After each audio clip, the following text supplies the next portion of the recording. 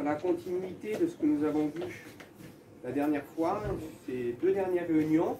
On avait commencé par ne néglige pas le don qui est en toi. Dieu fait des dons aux hommes. Après, nous avons vu qu'est-ce que c'était que les dons spirituels. Et là, dans la continuité, nous allons voir les ministères qui sont un don de Christ. Les ministères sont plus qu'un don du Saint-Esprit. Comme j'avais imaginé la dernière fois, comme une colombe. Le Saint-Esprit nous a représenté sous la forme d'une colombe.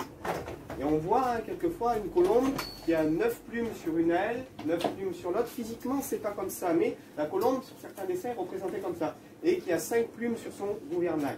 Alors, comme je disais la dernière fois, les 9 premières plumes peuvent nous représenter les 9 fruits de l'esprit. Galates 5 ou 6, il dit le fruit de l'esprit, c'est l'amour, la joie, la bonté, donc les 9 fruits de l'esprit, qui sont transmis à tout chrétien qui est né de nouveau. Les 9 autres plumes de la colombe nous représentent les 9 dons spirituels. Et il y a des plumes qui sont sur le gouvernail. Et ces 5 plumes qui sont les 5 ministères, qui sont les plumes qui sont sur le gouvernail, sans ça, la colombe, elle ne peut pas se diriger. C'est-à-dire que si on n'aurait que les dons spirituels ou que les fruits de l'esprit, mais qu'il n'y aurait pas les ministères pour canaliser, eh bien le Saint-Esprit ne serait pas complet. Bien plus qu'un don du Saint-Esprit, on va lire Éphésiens 4, à partir du verset 5. Les ministères sont bien plus qu'un don du Saint-Esprit, ils sont un don de Christ. Et il ne faut pas confondre les deux. Il y a quelque chose de plus grand, de plus profond, vous allez comprendre ça. Donc, Éphésiens 4, à partir du verset 5, à partir du verset 3, et je vous laisse le temps de chercher, et on va faire la lecture ensemble. Pardon. À partir du verset 4 plutôt. Éphésiens 4, 4.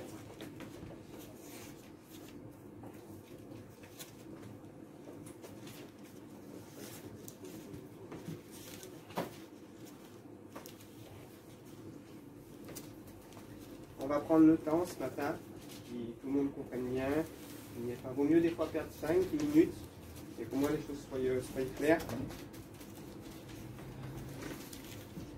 Je commence la lecture, puis les frères qui cherchent pour vraiment prendre de route. Éphésiens 4, 4. Il y a un seul corps. Ce corps-là, c'est l'Église. Il veut dire qu'on est tous membres les uns des autres, il y a un seul corps. Et un seul esprit, donc le Saint-Esprit. Comme aussi vous avez été appelés à une seule espérance.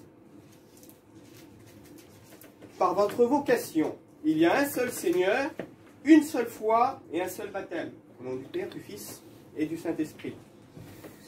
Un seul Dieu et Père de tous, qui est au-dessus de tout, et parmi tout et en tout. Dieu englobe toutes choses. Mais à chacun de nous, la grâce a été donnée selon la mesure du don de Christ. Et là, il n'est pas question du don du Saint-Esprit, il est question de plus que ça. Il dit du don de Christ. Il dit, c'est pourquoi il est dit, étant monté dans les hauteurs, quand Christ est mort et ressuscité, il est monté dans les hauteurs, et écoutez bien, c'est très important. Étant monté dans les hauteurs, il a emmené des captifs. Qui sont ces captifs? Christ dit, selon Isaïe 53, il est venu pour proclamer aux captifs la délivrance. Ces captifs, c'est nous. Étant monté dans les hauteurs, il a emmené des captifs et il a fait des dons aux hommes. C'est-à-dire que parmi ces captifs que Christ a emmenés, c'est Christ. Il a donné des dons aux hommes. C'est-à-dire qu'il a pris des hommes parmi ces captifs et il les a donnés en dons. Les ministères sont bien plus qu'un don du Saint-Esprit. Ce sont des hommes qui ont été pris du milieu des captifs et qui ont été donnés à l'Église. Qui ont été livrés, donnés. Comme Christ s'est donné à la croix, comme Christ s'est livré pour le monde, Christ a pris des hommes parmi les captifs qu'il a donnés à l'Église. Lorsque quelqu'un reçoit un ministère don de Christ, ce n'est pas Dieu qui te donne quelque chose à toi, c'est Dieu qui te donne à l'Église. Ça va plus loin, c'est-à-dire que ce que tu as, c'est pas pour toi. C'est pas pour que tu t'en glorifies, c'est pas pour que tu te vantes, c'est pas pour que tu dises j'ai un poste, j'ai une place, j'ai une position, mais c'est pour que tu te mettes au service de tes frères, au service de tes sœurs, pour que tu sois livré à ceux à qui Christ t'a donné en réalité. Et ça, c'est très important. Il a fait des dons aux hommes.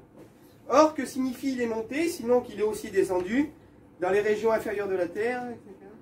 Il a donné les uns, donc on continue, comme apôtres, les autres comme prophètes, les autres comme évangélistes, les autres comme pasteurs et docteurs pour le perfectionnement des saints en vue de l'œuvre du ministère et de l'édification du corps de Christ. L'édification, ça veut dire la construction.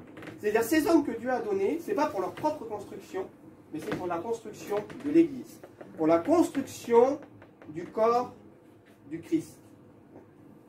Les ministères, comme on parlait l'autre fois avec Pissoun, sont comme les 5 doigts de la main.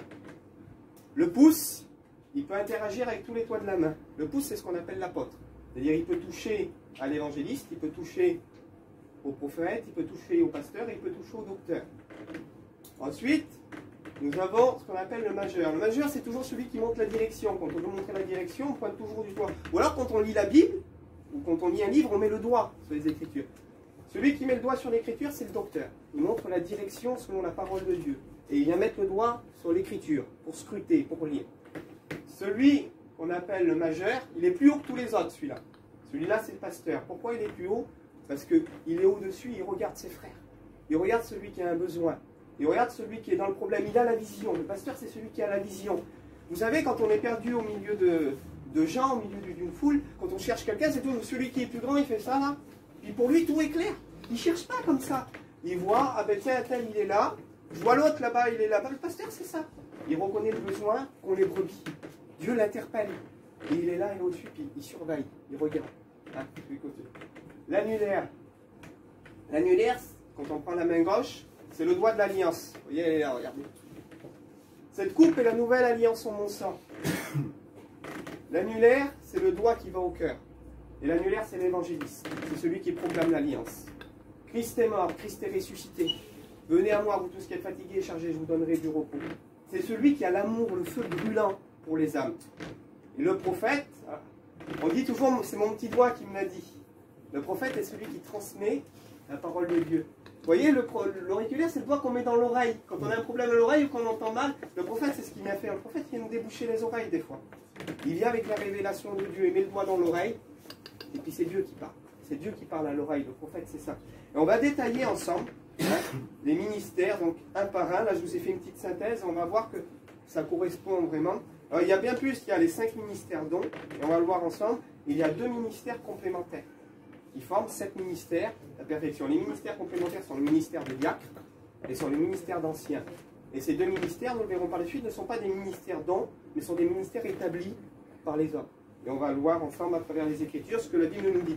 Il faut rester sur ce qui est écrit, sortir un peu de toutes ces idées reçues, ces conventions qu'on voit un peu partout. Il faut revenir vraiment à ce que la Bible nous enseigne. Donc, on va voir premièrement le ministère d'apôtre. Il ne faut pas confondre le ministère d'apôtre et les 12 apôtres de l'agneau qui, eux, étaient uniques. Les 12 apôtres de l'agneau, Matthieu 19, 28, nous est dit qu'ils seront assis sur des trônes et qu'ils jugeront les 12 tribus d'Israël. Eux, ils ont une place spéciale. Les 12 apôtres choisis de l'agneau étaient spéciales, étaient particuliers. Ce sont ceux qui ont servi de témoins pour la propagation de l'évangile et ont un rang spécial. Ce qui caractérise l'apôtre, c'est que l'apôtre n'a pas d'église fixe.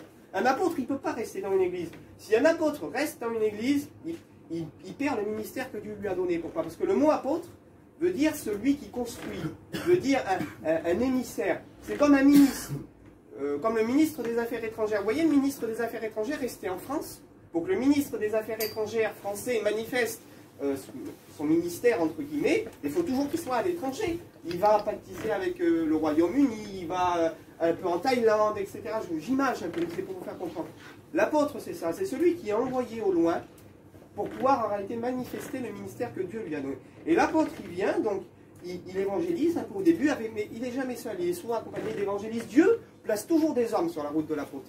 Dieu, sur la route d'un apôtre, il va placer un évangéliste, il va placer un prophète, des hommes qui ont la capacité de pouvoir en réalité travailler en commun.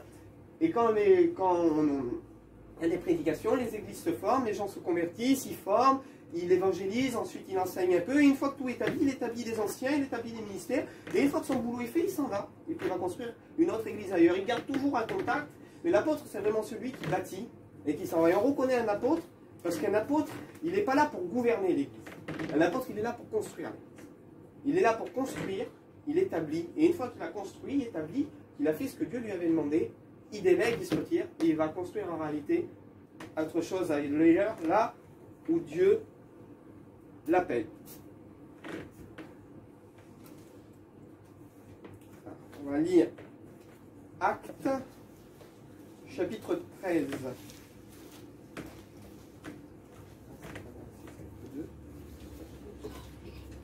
On va y venir après. Acte 13. Parler du ministère d'apôtre. On va essayer de les voir tous assez rapidement. Ça va être non plus trop longtemps. Il est là. Acte 13. Il y avait dans l'église d'Antioche des prophètes et des docteurs.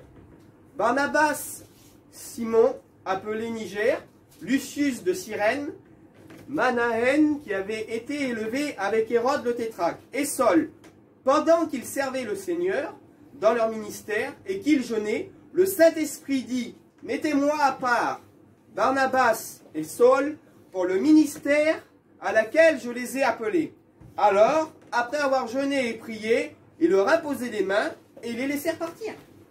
Ils les laissèrent partir, pourquoi? Parce que les apôtres qui ont été établis, le Saint-Esprit leur a dit, mettez-les-moi à part pour le ministère que je les ai appelés. Paul sait très bien, une fois que le Saint-Esprit lui a parlé, le ministère qu'il a reçu. Et c'est pour ça qu'il les laisse partir. Paul aurait pu dire, je vais rester dans l'église. Non, il faut que je parte maintenant. Parce que ce à quoi Dieu m'a appelé, c'est pas de rester dans l'église. Le ministère que Dieu m'a appelé, le ministère d'apôtre, c'est d'aller. Et nous voyons que Paul a commencé à aller sur les routes. Il a commencé à former des serviteurs et à former des églises. Voilà. Donc le ministère d'apôtre se caractérise par un ministère qui touche aux 4 ministères, mais qui est un ministère généralement en dehors de l'église pour construire une église, établir, partir et aller d'église, de construire d'église en église. On va voir donc l'annulaire, l'évangéliste. Hein? L'évangéliste, c'est le droit qui va au cœur, l'amour pour les âmes. L'évangéliste, la particularité de son ministère, c'est qu'il est entièrement tourné vers les non-croyants. L'évangéliste, il n'est pas pour les croyants. Il est pour les non-croyants, pour aller chercher ceux qui sont perdus. Comme Jésus avait les 5 ministères, Jésus dit, je suis venu pour chercher les brebis perdues. Premièrement, les brebis de la maison d'Israël, puis ensuite la porte va s'ouvrir aux païens. Il est venu pour chercher les brebis qui étaient perdues. Hein? Venez à moi, vous qui êtes fatigués, chargés, je vous donnerai du repos. L'évangéliste, il a des paroles d'amour. Il a un message brûlant. Il va chercher dans les villes, les villages, les maisons, au bord des routes, comme le faisait Jésus. Il va chercher les âmes. L'évangéliste, il a un message très simple, mais son message est percutant. Vous pouvez prendre un docteur qui scrute les Écritures. Il va dire peut-être 20 fois ou 30 fois à une personne, Jésus t'aime. Un évangéliste va venir, va regarder une personne, la même personne, il va la regarder dans les yeux, il va dire que Jésus l'aime, mais ça va être différent. Parce qu'il a reçu le mot, la parole, l'esprit qui va accompagner cette parole. Ce qui va faire que la personne va être brisée, va être touchée. Des fois, on entend des grands hommes, ça a déjà dû vous arriver, ça m'est arrivé aussi. Des fois que moi je fasse des prédications entre parenthèses éloquentes, que je vois des gens que je connais, et de ne pas comprendre pourquoi les gens n'ont pas été touchés. Et là, quelqu'un va venir, il va prêcher tout simplement. Et moi, je suis quelqu'un de vrai, vous me connaissez, je ne cache pas de ce que je pense, je ne cache pas de ce que je dis, et des fois, c'est un méthode, mais c'est une réalité. De dire, mais qu'est-ce qu'il dit cette personne? Et dans mon langage, je dis, mais ça vole pas haut, vous comprenez, c'était pas éloquent, c'était pas théologique. Nous, on pense comme ça. Et de voir là les personnes brisées, et de dire, Seigneur, nous, on croit des fois que c'est par des belles paroles, que c'est l'éloquence. Mais le ministère don, c'est pas l'éloquence. Celui qui a reçu le ministère d'évangéliser, les paroles qui vont sortir dans son bouche vont être comme des flèches qui vont transpercer le cœur des gens. Et nous, on ne comprend pas. Mais pourquoi il dit ça? C'est trop simple. Jésus, quand il venait pour évangéliser les gens, il avait des paroles simples, des paroles d'amour. Et le ministère d'évangéliste, c'est ça. Un docteur ou un prophète va pouvoir dire 500 fois à des personnes que Jésus les aime. Un évangéliste va venir, va le dire, ça ne va pas avoir la même portée, ça ne va pas avoir le même impact. Pourquoi? Parce qu'il a reçu le don du Saint-Esprit pour ça. Est-ce que vous avez déjà essayé, je vais vous faire rire, de planter un clou avec une scie? C'est pas possible. Ou est-ce que vous avez essayé de scier un morceau de bois avec un marteau? De même, quelqu'un qui est docteur de la loi, n'aura pas la capacité d'évangéliser comme un évangéliste. Et de même qu'un évangéliste ne pourra pas tenir une église comme un pasteur. On ne peut pas scier du bois avec un marteau. On ne peut pas enfoncer un clou avec une scie. Les ministères ont une complémentarité. Le danger, donc l'évangéliste, Il viendra après sur les... Parce qu'il y a des dangers dans les ministères. Lorsqu'on sort du ministère que Dieu nous a donné, on peut être un danger pour nous-mêmes, on peut être un danger aussi pour les autres. Et ça, il faut bien le comprendre. Donc l'évangéliste, il a un message simple, mais percutant. Il touche les âmes, accompagné par le Saint-Esprit. Comme je vous l'ai dit, il ne suffit pas de prêcher le Christ, mais il faut avoir le don du ministère. Le docteur, comme je vous dis, peut prêcher Christ, il peut prêcher. Mais si ce n'est pas son ministère, il y a certainement qu'il y a des âmes qui vont être touchées, mais il n'aura jamais le même impact qu'un évangéliste dans son évangélisation. C'est impossible. Parce que ça, c'est la complémentarité du ministère. Maintenant, imaginez quelqu'un qui vient, quand il évangélise, c'est le feu, quand il est... Et alors cet homme-là, il a tout compris, s'il a tout, et que tout ce qu'il fait, il a besoin de personne. C'est pas ce que Dieu a voulu. Dieu a voulu un corps. Donc on ait tous besoin les uns des autres. C'est pour ça que Dieu a donné une partie à chacun. Et c'est ça l'importance du ministère. L'évangéliste, il est attaché quelque part à une église locale, mais son ministère ne se manifeste pas dans l'église. Son ministère se manifeste à l'extérieur. Pour justement ramener les âmes à l'église, fortifier l'église et enrichir l'église. L'évangéliste, c'est comme un pêcheur. Il jette sa ligne, et quand il ramène les poissons, il les met dans un étang pour faire un élevage. En fait, l'évangéliste, c'est ça. Il jette le filet. Et c'est bête comment l'Esprit révèle, parce que ce que je suis en train de vous dire, c'est pas écrit, mais c'est le Saint-Esprit qui révèle. Jésus, il a choisi des pêcheurs pour l'évangéliser. Donc l'évangéliste, c'est ça. Il voit les disciples au bord, il dit, suivez-moi, maintenant je vais vous faire pêcheurs d'hommes. L'évangéliste, c'est ça, il jette son filet, il ramène. Et puis on a cette image, il dit, le royaume des cieux est semblable, il y a un grand filet qui a été jeté. Et après, c'est Dieu qui va venir faire le tri. Et le tri se fait, la parole de Dieu dit que le tri, le jugement va commencer par la maison de Dieu. Le tri commence déjà dans l'église. C'est pas à nous de trier. Mais le tri commence déjà à se faire par la parole. Parce que lorsqu'on vient, que le pasteur, le docteur, ils établissent ce qui est écrit dans la parole, eh bien, il y a des gens qui sont touchés, des gens parfois qui se rebellent. Pourquoi? Parce que le tri commence au travers de la parole en réalité. Lorsqu'on parle de sainteté, lorsqu'on parle d'engagement, lorsqu'on parle de consécration, lorsqu'on revient à la parole, il y a des gens qui ont été péchés, mais qui malheureusement ne veulent pas rester dans les temps. Et le tri se fait déjà dans l'église au travers de la parole. Donc, attaché à une église locale, mais manifeste son ministère en dehors, accompagné par des signes et des prodiges. Maintenant, on va lire Acte 8. Acte 8, à partir du verset 5. Ministère de Philippe en Samarie et Simon le magicien. Titre de la lecture. Donc, Acte 8, verset 5, ceux qui veulent chercher. Philippe étant descendu dans la ville de Samarie, il prêchait le Christ. Donc c'est le message principal de l'évangéliste. Vous connaissez Philippe, c'est celui qui va baptiser l'eunuque éthiopien. Philippe était reconnu comme évangéliste. Donc il prêche le Christ. Les foules entières étaient attentives à tout ce qu'il disait. Philippe, lorsqu'ils apprirent et virent les miracles qu'il faisait. Donc le peuple était attentif lorsqu'ils virent les miracles qu'il faisait. Le ministère d'évangéliste est accompagné de dons spirituels, et les dons qui accompagnent ce ministère sont plus souvent le don des miracles. Le don des miracles, c'est faire repousser une jambe, ressusciter un mort. Il ne faut pas confondre avec le don des guérisons. Le don des guérisons, c'est quelqu'un qui est malade, et puis qui est guéri. C'est une guérison. Nous l'avons vu la dernière fois, le don des miracles, c'est quelque chose qui surpasse la guérison. Lorsqu'une jambe repousse, ce n'est pas une guérison, c'est un miracle. Lorsque quelqu'un qui est mort et qui ressuscite, c'est un miracle. La multiplication des pains, on l'a vu la dernière fois, Jésus multiplie les pains et quelqu'un n'a pas de nourriture, la nourriture se multiplie, ce n'est pas une guérison, c'est un miracle. Et ça, il faut bien faire la différence entre les.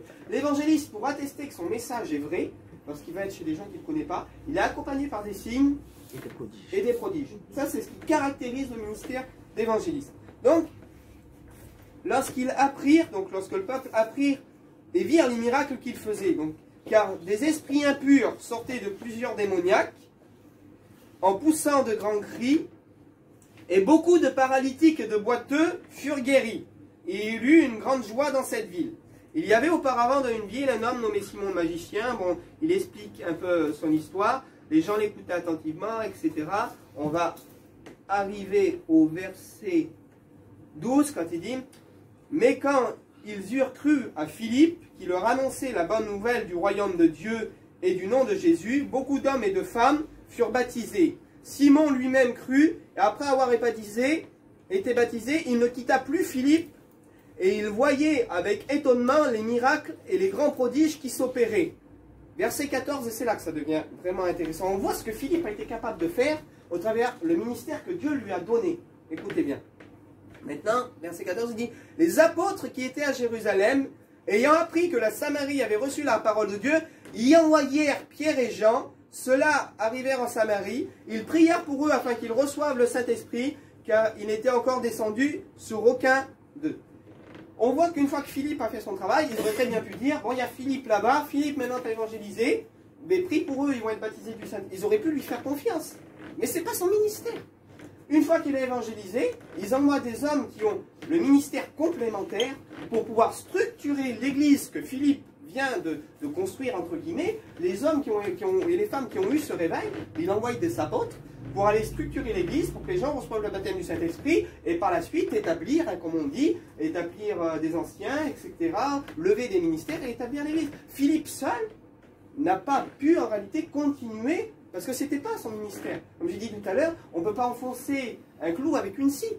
Voilà, lui il est venu, il a commencé à construire, et les ministères complémentaires sont venus structurer l'œuvre que Dieu avait commencé au travers de lui. Comme j'ai dit, le danger réel, c'est de laisser quelqu'un sortir de son ministère. Et c'est pour ça que nous voyons des gens, des fois, en fin de carrière, parce qu'ils ont eu un grand succès, de dire, mais c'est dommage, à la fin de sa vie, cet homme-là, à la fin de son ministère, il a déraillé.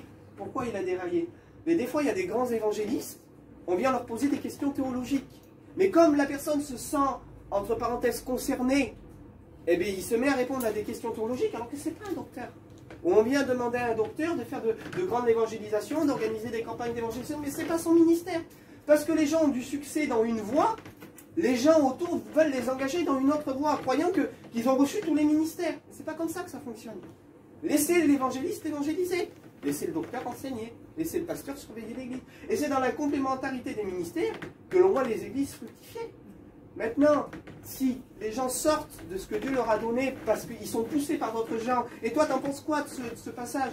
Mais l'évangéliste, il n'est pas docteur, il peut te donner son avis. Et on met parole de foi sur la vie de quelqu'un qui est simplement évangéliste. Et on le prend comme parole de carré, connue, alors que ce n'est pas son ministère. Il faut savoir reconnaître le ministère de chacun. Et ça va revenir, quelque chose qui va être récurrent dans le message, mais c'est pour bien vous faire comprendre. Il faut reconnaître que l'évangéliste, il a carte blanche pour remplir l'église. Les pasteurs et les docteurs qui sont dans l'église pour gérer, ils doivent laisser carte blanche. Ne surtout pas empêcher un évangéliste de manifester le ministère que Dieu lui a donné. Parce que l'évangéliste, c'est le poumon de l'église. C'est celui qui fait respirer l'église, qui va permettre que l'église se remplisse. Hein? On va passer au pasteur. Hein, comme j'ai dit, le pasteur, c'est celui qui a la vision. Il est au-dessus. Il voit. Il a la direction. Le pasteur, c'est le berger. Hein, le ministère de pasteur, si le ministère d'apôtre et le ministère d'évangéliste, on ne le voit pas dans l'Ancien Testament, parce que c'est des ministères qui ont été établis avec la Nouvelle Alliance, le ministère de pasteur, donc de berger, le ministère de prophète et le ministère de docteur, nous les retrouvons dans l'Ancien Testament. On va le voir ensemble. Le ministère de berger, hein, a commencé, on le verra après, ça a superposé aussi avec les anciens d'Israël, qui étaient choisis pour surveiller le peuple, pour diriger le peuple. Le berger est celui qui dirige. Le ministère de berger est centré beaucoup plus vers les croyants, beaucoup plus vers l'église. Il n'est pas centré vers les incroyants pour aller les chercher, non. C'est un ministère qui est établi dans l'église pour exhorter l'église, pousser l'église en avant, montrer la vision et la direction. Hein? Donc centré sur les croyants. Dans l'Ancien Testament, c'était, comme je vous ai dit, les anciens d'Israël. Ils dirigent le peuple, travaillent à l'exhortation. Hein? 1 Corinthiens 12, verset 27, nous a dit qu'il y en a qui ont reçu le don de gouverner. Et ça, c'est un don qui vient de Dieu. Pour recevoir un don pour gérer les choses, pour structurer les choses, pour organiser les choses. Avoir le don de gouverner est un don aussi qui vient de Dieu, selon 1 Corinthiens 12, 27. Tourne. Timothée chapitre 1, il nous est dit que Timothée était resté à Éphèse. Donc, Timothée était un pasteur. Hein, on le voit. Et le ministère de pasteur, c'est celui qui reste dans l'église pour structurer l'église, pour continuer le travail. Timothée était resté à Éphèse. Timothée qui était pasteur, nous voyons 2 Timothée 4, verset 2, c'est ce fameux passage, vous connaissez comme moi, il dit « Prêche en toute occasion, favorable au nom », et il est dit « Reprends ». Reprends, le mot « reprendre », en grec, c'est électo, ça se dit dévoile, réfute. C'est-à-dire, le pasteur est celui qui dévoile, est celui qui exhorte, est celui qui encourage. Il dit dévoile, exhorte, hein, le mot exhorter, ça se dit parakaleo en grec, qui veut dire être consolé.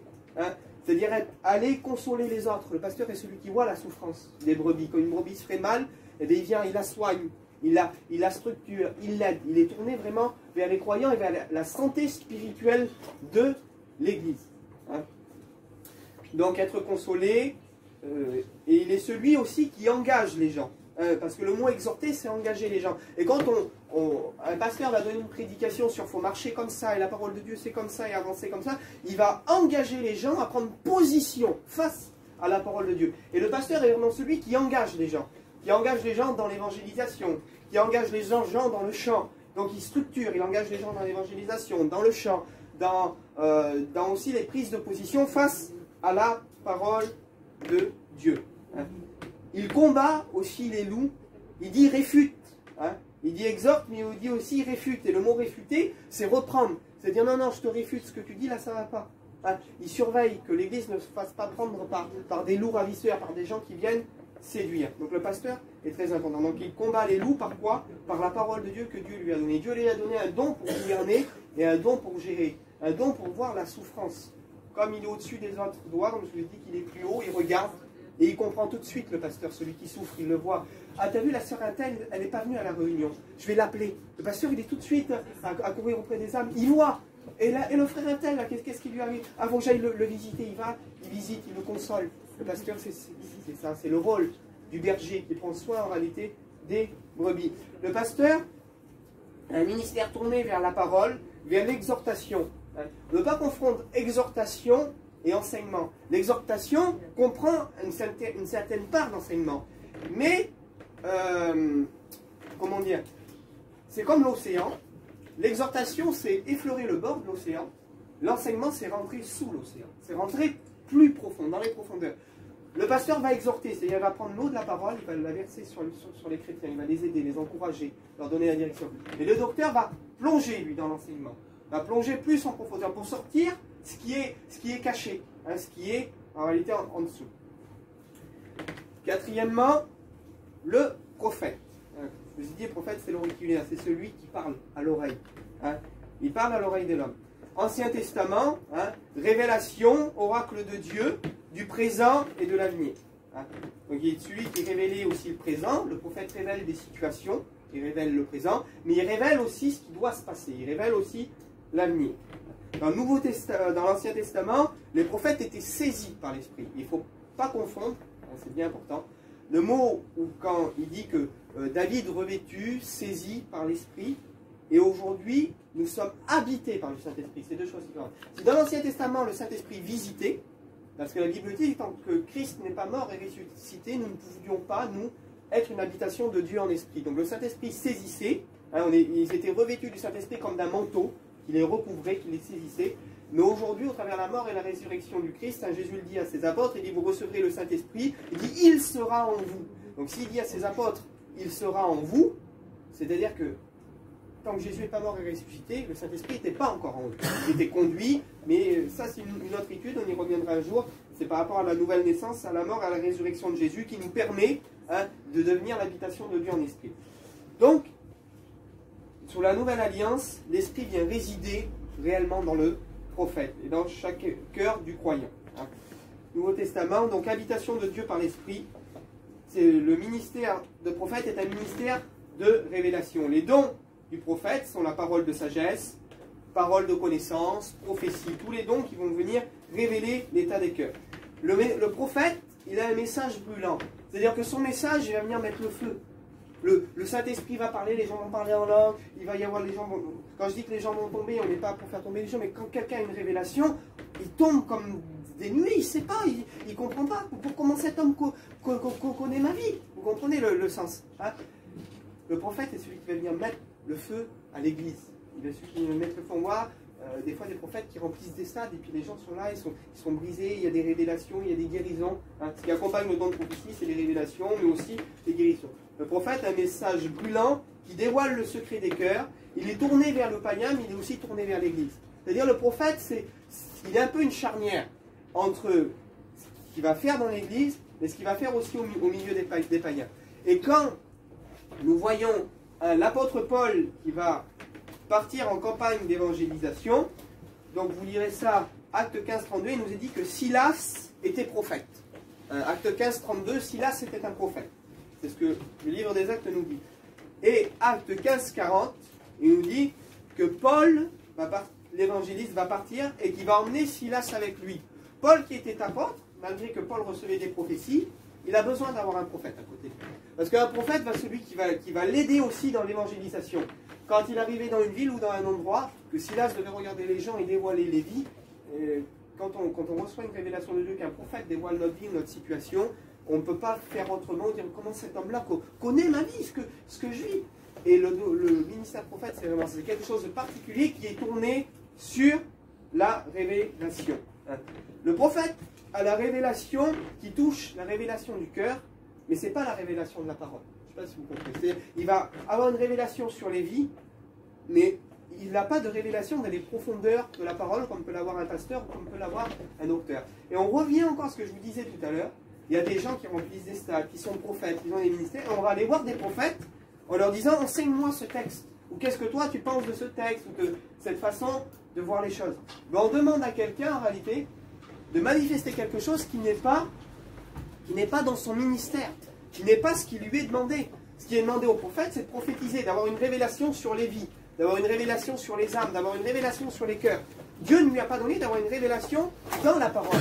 Et c'est pour ça qu'on voit des hommes, comme j'ai dit la dernière fois, mais qu'est-ce qu'il a eu ce frère il était, sans citer de nom, mais on sait qu'à un moment, Billy Graham, il y a eu des choses qui ont été dites sur lui, qu'il a un petit peu dévié sur certaines choses. Pourquoi?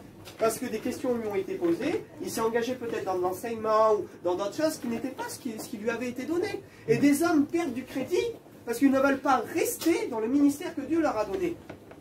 Il est important de discerner et de comprendre ce que Dieu nous a donné et de rester surtout dans ce que Dieu nous a donné. De ne pas vouloir faire plus, de ne pas vouloir aller au-delà, sous prétexte qu'il y a des gens qui nous poussent ou que des gens ils ont une image de nous comme quoi on pourrait faire plus.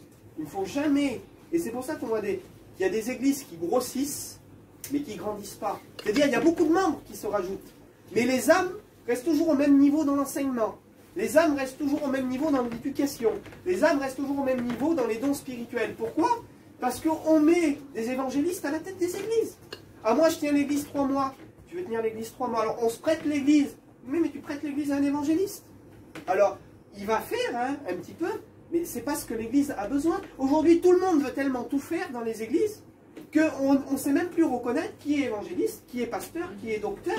Si Dieu a dit qu'il y avait un complément dans les 5 ministères, pourquoi alors on laisse tout faire à tout le monde? Ça étouffe les églises, frères et sœurs. Ça étouffe les ministères, ça étouffe les églises, ça étouffe la croissance. Alors, les églises grossissent, il n'y a pas de problème, des membres se rajoutent. Il y a 200 membres, 300 membres, 400 membres. Ah, ils ont une grosse église. Mais les gens à l'intérieur ne grandissent pas. Ils sont encore au lait. Parce qu'on ne laisse pas le docteur faire ce qu'il a à faire. Parce qu'on ne laisse pas le pasteur faire ce qu'il a à faire. Parce qu'on ne laisse pas l'évangéliste aller dehors et manifester son ministère. Pourquoi? Parce qu'aujourd'hui, l'autre, il a plus de ministère, ou l'autre, il a plus de temps. On place des hommes à des postes qui sont pas les leurs. Parce que tout le monde veut tout faire, en réalité. Et on arrive à étouffer réellement ce que Dieu a donné. Jean-Marc Taubois disait, on redécouvrira la puissance de l'Église quand on redécouvrira la puissance des ministères. Pourquoi? Quand on laissera les ministères à leur place. Quand on remettra les ministères à leur place. Et que chacun se soumet au ministère que l'autre a reçu. Donc on voit le ministère de prophète. Donc Silas c'était prophète, donc il part dans l'évangélisation. Et nous voyons aussi un autre prophète, qui est le prophète Agabus. Vous trouverez son histoire dans le livre des Actes. Acte 11, verset 27 et 28. Il prédit une famine. Donc, la deuxième facette du ministère de prophète. Il annonce qu'il va y avoir une famine, et cette annonce-là est faite à l'église. Si premièrement Silas, lui, avait été évangélisé avec Paul pour les païens, donc le prophète, il va aussi chez les païens, il va évangéliser. Il y a une deuxième part du ministère du prophète qui est dans l'église. La parole de Dieu qui est révélée à l'église. Attention, il va y avoir une famine. Alors préparez-vous, Dieu est celui qui avertit. Agabus agit encore en tant que prophète. À un moment donné, dans Acte 21, verset 10, il prend la ceinture de Paul, il lui lie les mains, il lui lie les pieds, Et il lui dit, voilà, l'homme à qui appartient cette ceinture sera lié par les anciens du peuple d'Israël pour être mené, vous connaissez l'histoire, lorsque Paul va retourner à Jérusalem, il va être emmené captif. Donc il prophétise pour l'Église et pour un homme, donc ce qui va arriver à Paul. Le ministère tourné vers le feu, donc c'est le feu du Saint-Esprit, la révélation. Mais il faut faire attention, je vais vous faire rire un peu, parce que de jouer avec le feu, des fois, on finit par se brûler. Et le ministère, on va le voir après, vraiment de prophète doit être canalisé par la parole de Dieu. Amen. Ne pas confondre ministère de prophète et don de prophétie. C'est-à-dire qu'au milieu de nous, là, il peut y en avoir qui manifestent des dons de prophétie, des dons de parole de connaissance, des dons de parole de sagesse, comme on l'a vu la dernière fois, tout ce qui touche aux 9 dons. Mais la différence avec un ministère, c'est que celui qui manifeste un don de prophétie, une parole, ça va être occasionnel, entre parenthèses. C'est-à-dire Dieu vient, le Saint-Esprit lui donne, il le donne. Il peut rester des fois 2 mois, 3 mois, 1 an, 6 mois, ce que Dieu lui donne, sans remanifester peut-être une prophétie, ou sans... Tandis que le ministère de prophète, c'est suivant, c'est récurrent, c'est quelque chose qui l'accompagne. Il va rentrer des fois dans une boulangerie, il va voir la femme là, sans savoir pourquoi. Dieu lui révèle la vie de la femme et il parle. La femme, il va passer sur un marché. Le ministère de prophète, ça, le ministère de prophète, il est accompagné par le don qui réside vraiment. Et c'est une différence entre manifester un don dans l'Église et le ministère qui accompagne. Et ça c'est bien important de le souligner et de le comprendre.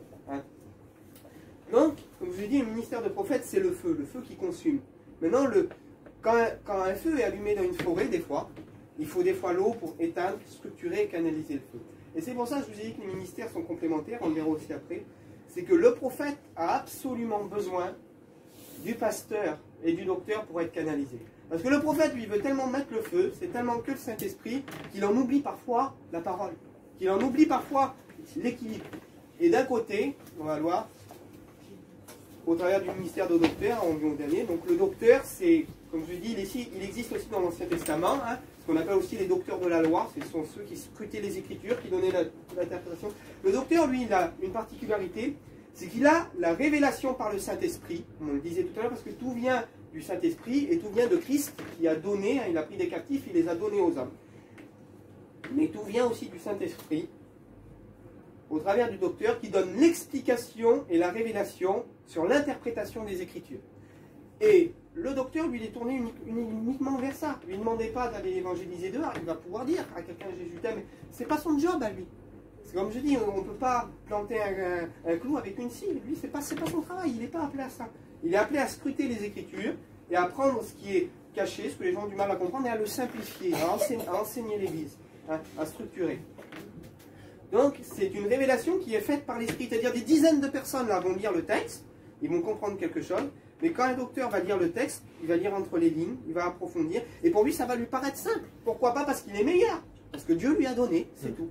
Quand Dieu donne, si c'est Dieu qui donne, il a donné les uns comme apôtres, les autres comme évangélistes.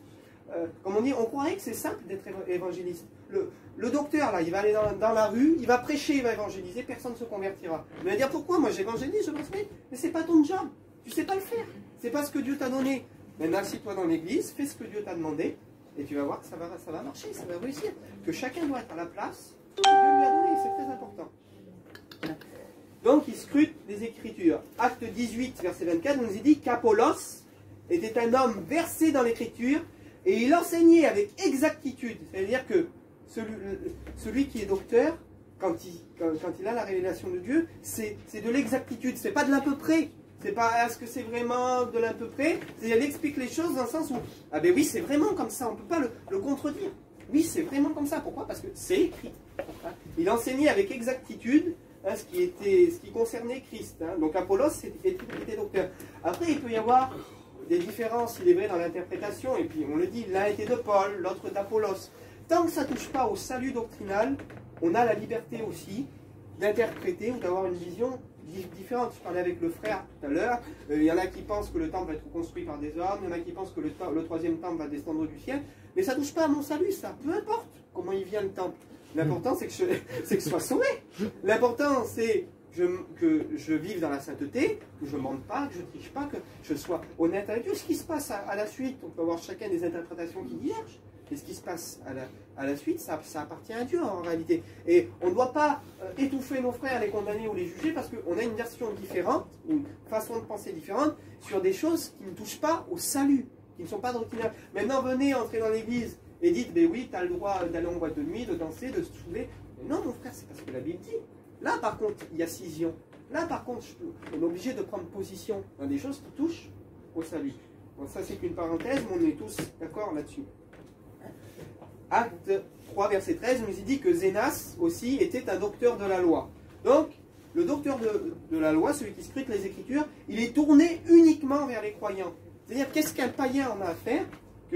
Qu'on lui explique, c'est comme ça, ou les dons de prophétie, c'est comme ça. Un païen, il s'en fiche, il n'a pas besoin de docteur. Maintenant, c'est pour l'édification des croyants. Le docteur est tourné uniquement vers l'Église et uniquement vers les croyants. Paul dit, 1 Corinthiens 4, verset 6, ne pas aller au-delà de ce qui est écrit. Et dans la version grecque au littéral, le passage dit, ne pas aller au-delà de ce qui est écrit dans la Torah, dans la loi de Dieu. C'est-à-dire que Paul, quand il enseignait Christ uniquement parce que Paul, à l'époque, il n'a pas le Nouveau Testament. C'est ses écrits à lui qui vont composer le Nouveau Testament. Les évangiles n'existent pas. Alors, on va dire, mais comment ces gens-là prêchaient Jésus? Mais ils prêchaient Jésus avec la loi. Ils prêchaient Jésus avec l'Ancien Testament. Et aujourd'hui, hein, on doit avoir la capacité de prêcher Jésus avec toute la Bible. Hein, parce que Jésus, il se trouve dans toute la Bible. Quand vous prenez les fêtes de l'Éternel, le jour du grand pardon, le souverain sacrificateur qui rentre, l'agneau qui est sacrifié, mais il y a Jésus partout. Donc il prêchait Jésus uniquement avec l'Ancien Testament, et grâce soit rendue que Dieu a permis que les écrits de Paul nous parviennent à nous aujourd'hui pour nous éclaircir hein, notre compréhension, notre façon de voir les choses, béni soit Dieu. Hein, mais il dit ne pas aller au-delà de ce qui est écrit. Et le docteur est celui qui va mettre l'enclos. C'est-à-dire, voilà, il met l'enclos autour de l'église pour dire dépassez pas ces bornes-là. Ces bornes-là, c'est ce qui est écrit en réalité. Si vous allez au-delà de ce qui est écrit, vous allez vous perdre. Vous rentrez des fois dans des disputes de mots. Et celui aussi qui, comme on a dit tout à l'heure, qui va canaliser peut-être des fois le prophète, ou canaliser des gens qui vont parfois un peu trop loin, qui se laissent emporter par des sentiments. Maintenant, l'inconvénient du docteur, parce que chaque ministère, on dit, a un inconvénient. Si le prophète, lui, veut toujours mettre le feu, l'inconvénient du prophète qui veut toujours mettre le feu, eh bien, il faut qu'il soit canalisé par un pasteur ou par un docteur pour venir. Mais maintenant, ce qu'il y a, c'est que le docteur, parfois, il est tellement plongé dans la parole qu'il arrive à être trop carré, trop terre à terre. Et qu'il a du mal, parfois, à laisser le Saint-Esprit agir. Et c'est pour ça, je vais parler bêtement, mais le docteur a vraiment besoin de la folie, entre guillemets, parce que c'est une folie qui vient de Dieu, mais de la folie du prophète, pour que le Saint-Esprit embrasse des fois. Parce que le docteur, lui, il veut tellement des fois mettre le haut là avec la parole. Oui, mais maintenant, le prophète, il vient, il met le feu, et puis des fois, c'est bon aussi. Hein, c'est pour ça que les ministères ont une complémentarité. Le docteur n'est pas plus que le prophète. Le docteur a besoin du prophète, il a besoin du pasteur. Mais maintenant, le pasteur a aussi besoin du docteur, etc. Et toute cette complémentarité-là, c'est des apports que les ministères s'apportent les uns aux autres. Donc, comme on disait tout à l'heure, le docteur, il marche vraiment par la logique. Il apporte l'équilibre à l'Église, de ce qui est l'équilibre hein, de la parole de Dieu. Le réveil, comme on dit, il vient par le feu, hein, parfois, comme le prophète ou l'évangéliste qui mettent le feu, etc. Et le feu doit être canalisé hein, par les pasteurs et par les docteurs qui viennent arroser ce feu par la parole. Hein, l'eau de la parole. Parce que la parole nous est représentée comme l'eau. Le Saint-Esprit nous est représenté comme le feu. Et la parole nous est représentée comme l'eau. Vous savez, j'avais cet exemple, l'autre fois, c'est une réalité. À l'époque, hein, quand on voulait ensemailler un champ, qui avait déjà été ensemencé, les plantes étaient en train de mourir, on prenait toutes ces plantes-là, on mettait le feu au restant de blé, au restant de ce que vous voulez, on mettait le feu. Et une fois que le feu avait tout consumé, il fallait tout éteindre, on arrosait tout, on laissait le champ se reposer. Et j'aimerais vous dire que dans nos cœurs, parfois c'est comme ça, quand on se convertit, c'est comme ça. Dieu vient mettre le feu en nous. Le feu vient consumer nos mauvaises pensées.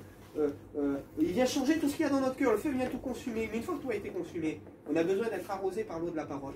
Et ça, c'est la complémentarité des ministères. L'évangéliste va venir mettre le feu dans les cœurs. Le prophète aussi va venir mettre le feu, va venir révéler. Et maintenant, derrière, il faut des docteurs.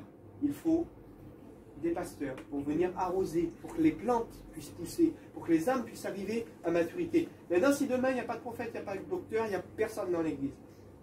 S'il n'y a pas de prophète, excusez-moi, et d'évangéliste, il n'y a personne dans l'église. Le docteur et le pasteur, ils peuvent rester chez eux. Hein. Puisque s'il n'y a personne pour amener les âmes à l'église pour faire le travail, eh bien, eux, ils ne servent à rien en réalité. Vous comprenez bien que c'est une complémentarité. Donc, je dis, le réveil vient par le feu, et le docteur et le pasteur canalisent par l'eau la parole.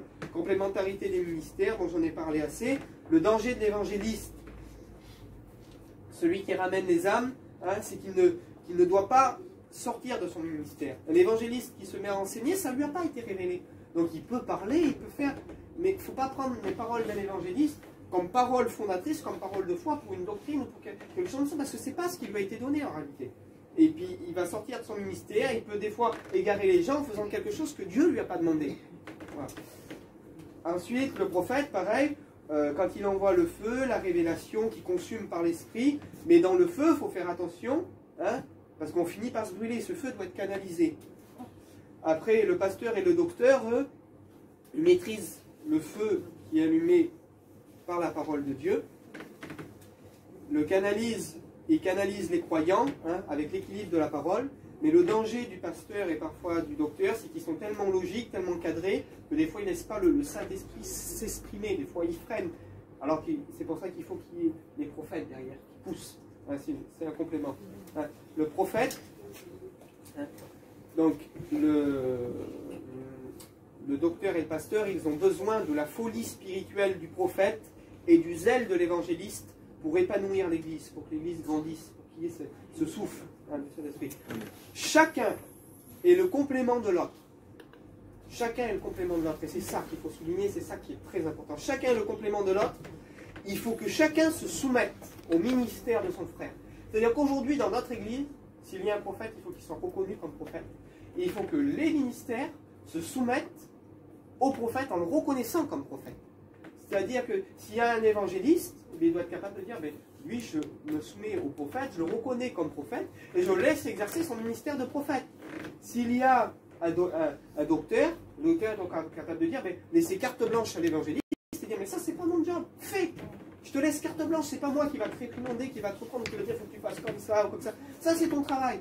Mais maintenant, l'évangéliste, le prophète et les autres ministères doivent aussi se soumettre au pasteur qui va venir exhorter, de dire, oui frère, je me plie, tu as raison, parce que tu es là pour nous exhorter, pour nous conduire. Et quand le docteur aussi met le doigt sur quelque chose, et les ministères doivent se plier en disant, oui, c'est écrit, mon frère. C'est comme ça. Et puis c'est pour la bonne marche de l'Église. Et des fois, quand il y a besoin aussi de trancher, de régler, il faut que les ministères soient soumis les uns aux autres. Et quand chacun reconnaît sa place, quand chacun se soumet à ce que l'autre a reçu, au don, au ministère, c'est là que l'Église peut éclater. C'est là que l'Église peut vraiment grandir, quand chacun est à sa place. J'espère que ça va. C'est combien de temps, hein? Bon, et après, il y avait encore deux ministères, mais peut-être qu'on les verra. On peut voir ça, on va passer vite fait. Comme je dis, donc ça, c'est les 5 ministères. Il y a 2 ministères complémentaires, hein, qui fait 7 ministères. Donc le ministère de diacre, acte 7, acte 6. Hein. Choisissons des hommes pour servir aux tables. Les hommes qui sont choisis pour servir aux tables, ce n'étaient pas les tables de la Seine-Seine. C'était des tables de distribution qu'on donnait la nourriture aux pauvres, qu'on donnait aux veuves et aux orphelins. Ils vont choisir 7 hommes pour servir aux tables. Romains 16, verset 1. Je vous recommande Phoebe, notre sœur, qui est diaconesse. Diaconesse. Elles sont où les diaconesses dans les églises aujourd'hui? Il faudrait peut-être revoir ça. Hein. Excusez-moi, sans juger personne. Mais diaconesse de l'église de Sanché. Le mot grec, hein, de diacre, ça se dit diakonos. Et diakonos, ça veut dire ministre, mais ça veut dire aussi serviteur. Ah, comment les sœurs peuvent servir Dieu alors? Oui, les sœurs peuvent servir Dieu dans le jeûne, dans la prière, dans les tâches matérielles. Et nous voyons aussi à l'époque, hein, parce que je m'intéresse beaucoup à l'histoire, que quand il y avait des femmes de mauvaise vie, comprenez bien que ce n'est pas les pasteurs qui allaient chercher les femmes de mauvaise vie pour les faire venir à l'église. Les diaconesses étaient envoyées, ils étaient délégués pour aller dire à ces femmes de mauvaise vie ou à ces gens qui étaient un peu inaccessibles, pour pas que les gens parlent sur les pasteurs, de dire, vous savez, le Seigneur, il vous aime à vous aussi. Moi, Dieu a changé ma vie, il peut changer votre vie. Hein, ce n'est pas prendre une autorité ou prêcher dans l'église, mais c'est aller chercher, hein, servir Dieu. Il faut, dans cette église, qu'il y ait des diaconesses aussi, qu'il y ait des sœurs qui s'engagent dans le service de Dieu. Nous, aujourd'hui, on ne veut priver personne des ministères tels qu'ils sont écrits dans la parole de Dieu. Parce qu'il faut revenir à ce qui est écrit. Trop de gens, à cause de leur idée reçue, ils étouffent les ministères, ils étouffent les frères, ils étouffent les sœurs. Il faut revenir à ce qui est écrit. Donc c'est écrit. Romains 16, verset 1. Après, si ça ne nous plaît pas, je prends la Bible, je le déchire, hein, je le fous à la poubelle. Mais si c'est écrit, c'est écrit. C'est écrit qu'il y a des diaconesses. Mais dans l'église, il doit y avoir des diaconesses. Que Dieu bénisse. Les ministères qu'il donne. Matthieu 23, verset 11. Donc quand il est dit, diaconesse, ministre, serviteur. Matthieu 23, verset 11, écoutez, le plus grand parmi vous sera votre serviteur. Le mot serviteur qui est employé là, c'est Jésus qui parle. Le plus grand sera votre serviteur, donc il sera à votre service. C'est le mot diaconos qui est employé. C'est le même mot qui est employé pour diacre, diaconesse. Donc on voit vraiment que c'est un service engagé. C'est pas je passe un coup de balai dans l'église, et puis ça y est, c'est fini. C'est un service qui est engagé. Et ça, faut bien le comprendre. Hein? On va passer très vite. Encore 5 minutes. Ça, c'est la complémentarité. Ça fait 7 ministères. Donc, les diacres, hein, ce sont ceux qui sont établis, qui sont choisis par les pasteurs ou par les apôtres ou par les docteurs. Ils sont choisis dans l'Église. Hein, on détecte ceux qui ont des potentiels ou ceux qui ont des désirs pour Dieu et on les établit. 7e ministère, c'est les anciens. Hein, comme les anciens d'Israël, vous retrouvez ça dans le livre de l'Exode ou le livre juste après. Quand Jéthro va dire à Moïse, le peuple est trop grand. Tu n'arrives pas à le gérer, il faut que tu établisses des hommes pour t'aider. Donc Moïse va établir des chefs de 30, des chefs de 100, vous connaissez l'histoire, et ça va devenir les anciens d'Israël. Le mot ancien, il se dit presbyteros, il est présent 66 fois dans le Nouveau Testament. Et quand il est dit les anciens du peuple agitèrent le peuple, etc., c'est le même mot. Donc c'est vraiment à superposer avec les anciens d'Israël. C'est la même chose, les surveillants, les gardiens. Hein. Tite 1, verset 5. Je t'ai laissé en Crète. Va et établit des anciens dans chaque ville et dans chaque église. Ça veut dire quoi? On a l'idée reçue que l'ancien, c'est celui qui a tant de ministères, qui est comme ça depuis tant d'années. C'est pas ce que la Bible dit. Là, il dit que Tite va établir des anciens. Comment? L'ancien, un apôtre ou un pasteur qui établit d'autres anciens. Oui. Les anciens, ce sont ceux qui sont choisis par ceux qui dirigent l'église, entre guillemets, par le pasteur, le prophète ou le docteur, pour aider à l'édification de l'église, pour aider à surveiller l'église. Vous lirez, c'est pour ça que je cite les textes et j'appuie, parce qu'il faut rester sur ce qui est écrit. 1 Timothée 5, verset 17. Que les anciens, surtout ceux qui dirigent bien, soient jugés dignes d'un double honneur, et surtout ceux qui travaillent à la prédication. J'appuie là-dessus. Pourquoi il est écrit surtout ceux qui travaillent à la prédication? Il faut lire entre les lignes aussi. Ça veut dire qu'il y avait des anciens qui ne travaillaient pas à la prédication. S'il dit surtout ceux qui travaillent à la prédication, les anciens qui travaillent à la prédication, ça veut dire qu'il y avait des anciens qui ne travaillaient pas à la prédication. Donc l'ancien, ce n'est pas forcément celui qui prêche. Un ancien peut être établi pour aider à aller visiter les gens, pour donner de la sagesse dans l'église. Frère, tu le vois comment il aide à gérer l'église. Et les anciens sont établis par des pasteurs. Par les pasteurs, par les apôtres, et par aussi les docteurs qui structurent l'église. Et les anciens sont établis. Un ancien, c'est pas parce que tu attends le ministère que tu vas être ancien. Un ancien, c'est celui qui dirige l'église, qui discerne les potentiels de chacun, et qui établit des anciens pour aider dans leurs tâches. Et ça, on arrive à 7 ministères, donc 5 ministères qui sont un don de Christ, et 2 ministères qui sont des potentiels qui montent de l'église. C'est-à-dire que dans l'église, là, chacun de vous a un potentiel. Il y avait des diacres, des diaconesses, il y avait des anciens. Et ceux qui dirigent l'église voient le potentiel, voient aussi ce qu'il y a dans les cœurs avec l'aide du Saint-Esprit. Et si quelqu'un a dans son cœur d'entrer dans un de ces ministères, mais il peut suggérer, mais moi je voudrais être ancien, je voudrais aider à gérer l'église, je voudrais aider à diriger l'église. Selon ce qui est écrit. Il est écrit que c'est Tite qui établit les anciens. Alors pourquoi si c'est Tite qui établit les anciens, pourquoi aujourd'hui on dit, ben lui il a 50 ans de ministère, lui c'est un ancien? C'est pas ce qui est écrit, moi c'est pas ce que je vois écrit. Aujourd'hui il faut sortir de tout ça, il faut revenir à ce qui est écrit, frères et sœurs. Il dit qu'il y avait des diacres et des diaconesses. Voilà. Et il dit que les anciens, surtout ceux qui enseignent, soient jugés dignes d'un double honneur, surtout ceux qui enseignent. Et bien j'ai le droit de le dire parce que c'est écrit, il y a des anciens qui n'enseignaient pas. Il y a des anciens qui étaient assis, qui aidaient à gérer l'église. Donc l'église reprendra réellement la puissance qu'elle doit avoir lorsqu'elle redécouvrira ses ministères. Lorsque les choses reviendront à leur place, telles qu'elles étaient dans l'église apostolique, telles que les apôtres ont fondé l'église, telles que les chrétiens ont fondé l'église, tel que c'était réellement, pas tel qu'on le voit aujourd'hui. Et même si on doit être critiqué, même si on doit être remis en question pour revenir aux sources bibliques, eh bien tant pis, il faut le faire. Amen. Parce que c'est ce qui va faire notre succès, pas qu'on cherche le succès, mais c'est comme ça que le Saint-Esprit va agir. Vous croyez que le Saint-Esprit agira pas mieux si on met en place ce qui est écrit, si on le laisse lui s'exprimer, lui prendre les rênes et lui diriger selon ce qui est écrit? Bien sûr que si. Et vous voyez, moi je suis heureux parce que le Seigneur est celui qui structure notre église, on voit des ministères qui se lèvent, on voit des dons qui se manifestent. Et Dieu est en train de tout mettre en place. Et on veut étouffer personne, on veut laisser les dons se manifester. Bien sûr, tout ça doit être encadré par la parole, doit être encadré par ce qui est écrit. Donc, pour une bonne santé de l'église, frères comme sœurs doivent reconnaître l'utilité de chacun et la place que chacun a, car chaque membre du corps le fait grandir et le rend vivant. Gloire à Dieu. On va prier le Seigneur.